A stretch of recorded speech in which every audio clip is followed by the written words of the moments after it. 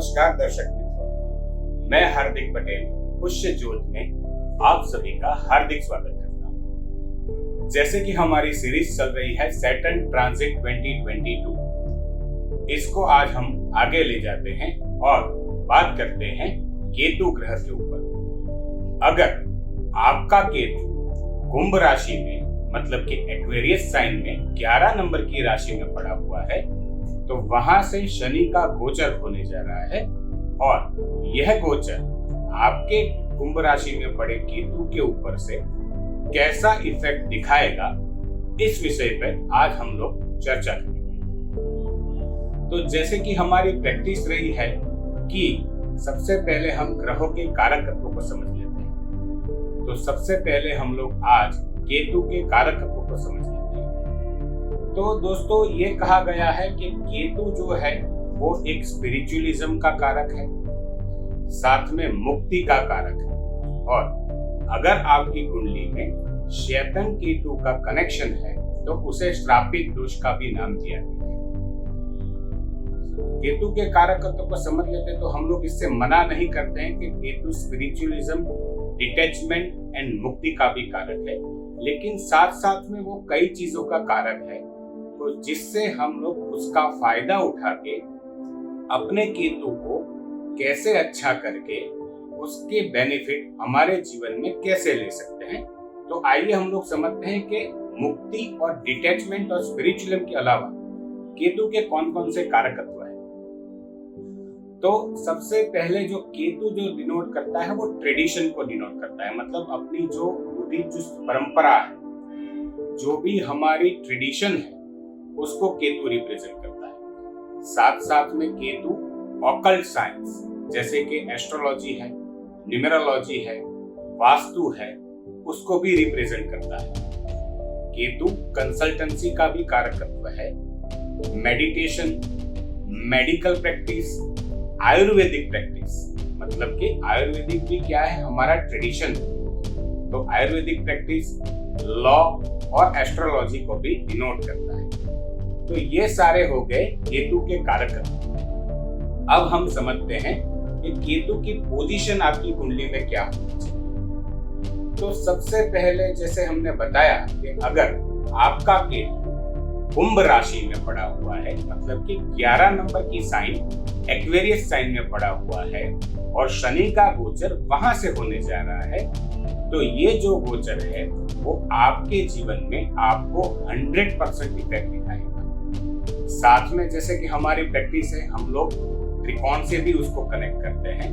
तो कुंभ राशि के अलावा अगर आपका केतु जो त्रिकोण की पहली राशि है, मतलब कि मिथुन राशि 3 नंबर की साइन जेमिनी साइन, उसमें भी पड़ा हुआ है, तो यह शनि का ट्रांजिट आपके जीवन में 60 to 70% इफेक्ट लाएगा। साथ में त्रिकोण की दूसरी राशि यानी कि तुला राशि, लिब्रा साइन 7 नंबर की साइन, अगर आपका केतु तुला राशि में भी पड़ा हुआ है तो ये गोचर का इफेक्ट आपके जीवन में आपको 60 to 70% देखने को मिलेगा। अब एक और राशि रह गई जो है 5 नंबर की राशि सिंह राशि, लियो साइन, जो कुंभ राशि से बिल्कुल एक साथ मतलब सामने की राशि आती है। अगर आपका केतु वहां पे भी पड़ा हुआ है तो ये गोचर आपको 80 to 90% रिजल्ट दिखाएगा।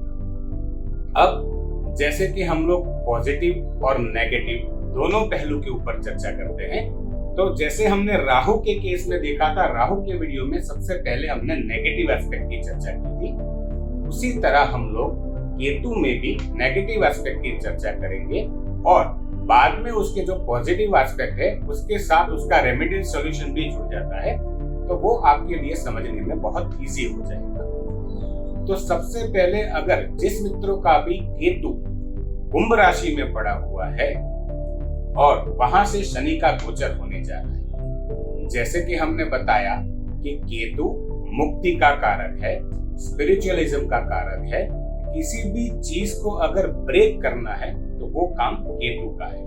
केतु के ऊपर से सैटर्न यानी कि शनि ट्रांजिट कर रहा है, शनि आपका कर्म कारक है। तो कर्म कारक और डिटैचमेंट कारक दोनों का इकट्ठा होना ऐसा भी संकेत देता है कि आप आपके कामकाज में आपको एक ब्रेक मिल सकता है, या तो आपका कामकाज टूटने की कगार पे हो सकता है। साथ में अगर आप जॉब कर रहे हैं या तो बिजनेस कर रहे हैं, तो वहां पे भी अगर आपका केतु 11 नंबर की साइन में पड़ा है तो वो आपको एक मुक्ति दिखाता है, मतलब कर्म से मुक्ति। कर्म कारक का मुक्ति कारक के ऊपर से गोचर मतलब आपको कर्म से मुक्ति दिला सकता है। साथ साथ में आपको कामकाज, कुछ जो भी आप कामकाज कर रहे हैं उसको चेंज करके कुछ नया काम करने की भी आप सोच सकते हो। मतलब एक जो पुराना काम है उसको ब्रेक लगेगी और यहाँ से एक नई शुरुआत हो जाएगी। तो ऐसा भी डिनोट होता है। अब हम उसको पॉजिटिव एस्पेक्ट में ले लेते हैं। तो पॉजिटिव एस्पेक्ट में क्या होगा कि जो भी मित्र केतु के कारकत्व से जुड़े हुए हैं या तो केतु के कारकत्व के कामकाज से जुड़े हुए हैं, इन लोगों के जीवन में ये गोचर बहुत अच्छा साबित होने वाला है। जैसे कि हमने बताया केतु के कारकत्व क्या है, तो स्पिरिचुअलिज्म है, मुक्ति है, आयुर्वेदा है, लॉ प्रैक्टिस है, कंसल्टेंसी है। कोई भी आदमी अगर कंसल्टेंसी करता है और किसी को सलाह देने का काम करता है, जैसे कि एस्ट्रोलॉजर है, कंसल्टेंसी गाइडेंस है, और बहुत सारे फील्ड ऐसे हैं जिसमें कंसल्टेंसी आज बहुत बड़ा एक मुद्दा बन चुका है। तो अगर जो कोई भी मित्र कंसल्टेंसी से जुड़े कार्य क्षेत्र में है तो उनके लिए भी ये गोचर बहुत अच्छा साबित होने वाला है। जैसे कि हमने बताया कि केतु ट्रेडिशन का कारक है, केतु रूट का कारक है, किसी भी कॉम्प्लिकेटेड चीज का कारक केतु। तो इसको हम लोग अगर प्रोफेशन से जोड़ते हैं तो आयुर्वेदा प्रैक्टिस है, मेडिटेशन है, योगा है, और कोई भी कामकाज जैसे मैंने बताया कॉम्प्लिकेशन है। तो अगर अब मैं आपको एक प्रैक्टिकल वे में एग्जांपल देना चाहूं उसका, तो आईटी फील्ड में जो कोडिंग का काम रहता है वो केतु को डिनोट करता है, क्योंकि कोडिंग क्या है कि रूट बेस से चीज को खड़ा करना पड़ता है, एक प्रोग्रामिंग करनी पड़ती है और वो दूसरे के अच्छे के लिए करनी पड़ती है, तो वो केतु को रिप्रेजेंट करता है। तो जो भी मित्र हमारे बताए गए इस कार्य क्षेत्र से जुड़े हुए हैं, इन लोगों के जीवन में ये केतु के ऊपर से शनि का गोचर बहुत अच्छा साबित होने वाला है।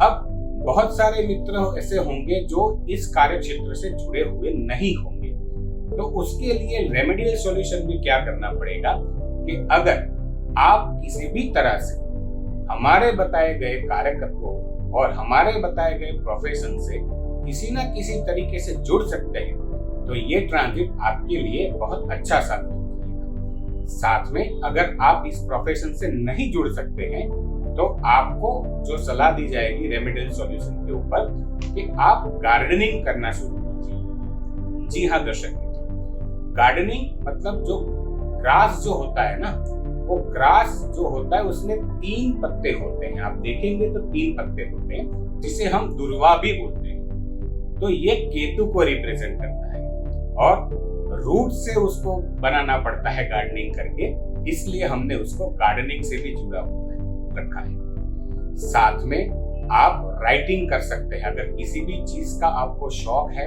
तो आप आपके जीवन में राइटिंग को एक्सेप्ट कर लीजिए। साथ में मेडिटेशन करना भी शुरू कर दीजिए, क्योंकि मेडिटेशन भी केतु को डिनोट करता है। और अगर ये सब कुछ नहीं कर सकते, अगर आपको एस्ट्रोलॉजी में या तो ऑकल्ट साइंस में थोड़ी बहुत भी रुचि है, तो आप उसको पढ़ना शुरू कर दीजिए। तो अगर आप किसी भी तरीके से केतु के कारकत्व से जुड़ जाते हैं, और इसे कहते हैं कर्म को अलाइन करना, आपकी कुंडली के हिसाब से आपके कर्म को अलाइन करना। अगर आपने केतु से अपने जीवन को अलाइन कर लिया, तो ये जो ट्रांजिट है वो आपके जीवन में जितनी भी चैलेंजेस आने वाली है उसको काफी हद तक कम कर देगा। तो ये था दर्शक मित्रों हमारा सैटर्न का गोचर केतु के ऊपर। अब आने वाले वीडियोस में हम लोग बाकी जो ग्रह रह गए हैं, जैसे कि बुध है, गुरु है, शुक्र और शनि, उसके विषय पे चर्चा करेंगे। धन्यवाद।